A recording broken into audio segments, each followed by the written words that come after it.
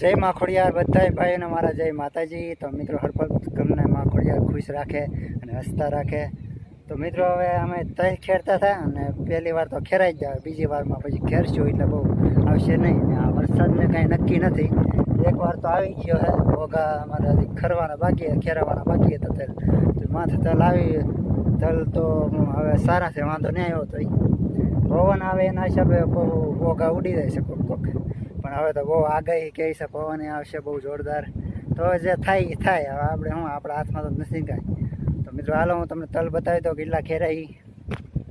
તલ ખેરી નાખ્યા છે અને હજી સાફ કરવાના બાકી છે, ને અહીંયા બાસકા ભીડા છે, એટલા બાસકા અહીંયા ભીડા છે, એટલે હશે 25 જેટલા હશે, 25 કા 20 એટલા બાસકા હશે આમાં ભીડા છે। ને આ બધું સાફ સફાઈ કરવાનું બાકી છે। ને પંખો તો ભાઈ એની હાથે હાલે, હું હા લાઇટ નથી તો પંખો હાલે છે, કેમ કે પવન બહુ આવે ને એટલે હાલે। એટલા ખેરા ને આ બાસકા છે, ને હવે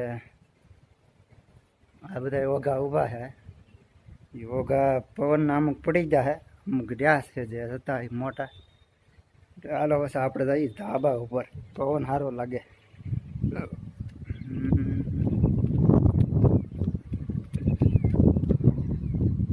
મિત્રો આવી ગયા ધાબા ઉપર આપણે, તો દી પણ થોડોક કેવો રહ્યો છે। પણ ખાવાની બહુ મજા આવે ધાબા ઉપર। આગળ નાહીને પછી મેં કીધું હાલો ધાબા ઉપર જઈ થોડોક બ્લોક ઉતારી લઈ।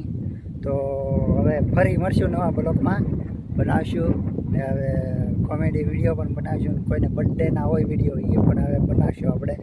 હવે કેમ કે હવે બધું સારું થઈ ગયું છે, મજા તબિયત તો સારી બહુ નહોતી, એટલે હવે પછી મેં દવાખાને ગયો ને હવે દવાઈ રેગ્યુલર ચાલુ રાખવી જોઈએ। તો મિત્રો ફરી મળશું હવે નવા બ્લોકમાં, બધાને જય માતાજી, જય માં ખોડિયાર।